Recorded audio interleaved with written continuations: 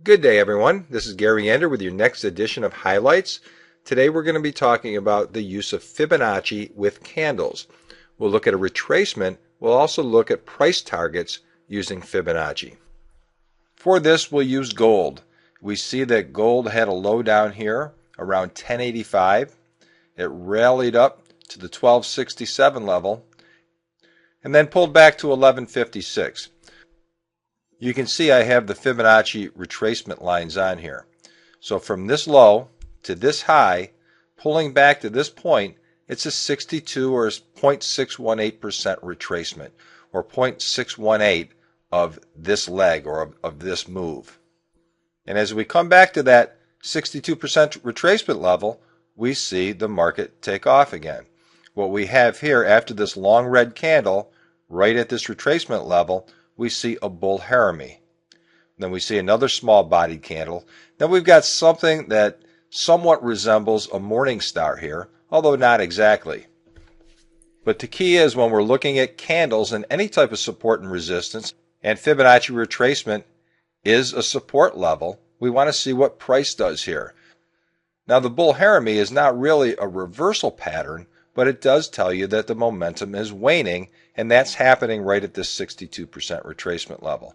So let's suggest we took a long position somewhere in here. What would our price target be? Obviously, the first price target is going to be the high or this recent high. This high is marked by a bearish engulfing pattern here and a bear sash pattern here. So let's look at how we can develop a price target for this. Now I should also say it doesn't matter whether we're working off a 5-minute chart, a 15-minute chart, a daily chart, or a weekly chart. This method works exactly the same.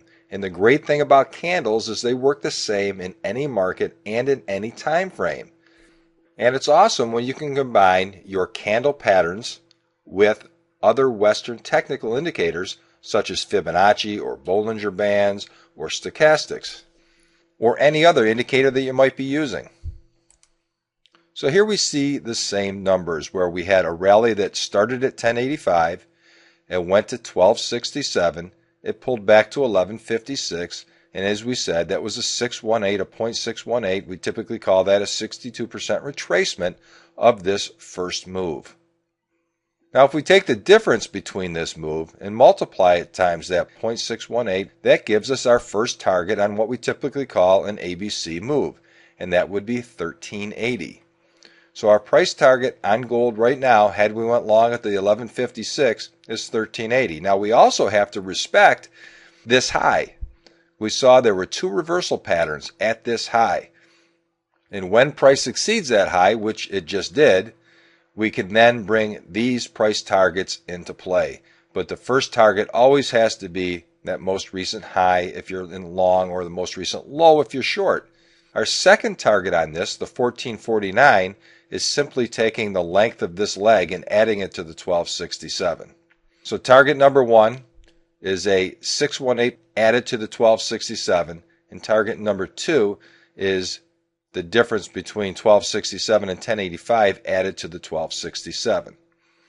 Oftentimes, when we get to point B here, you're going to see a candle reversal pattern.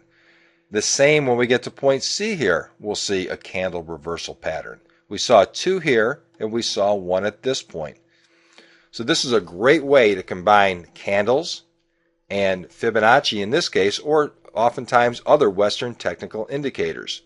We often get asked a lot of questions about price targets and candles, and candles don't give you price targets. You have to use your Western technical indicators for your price targets, and using Fibonacci is one of the methods that work extremely well to develop price targets. There are others as well that we'll review at future times.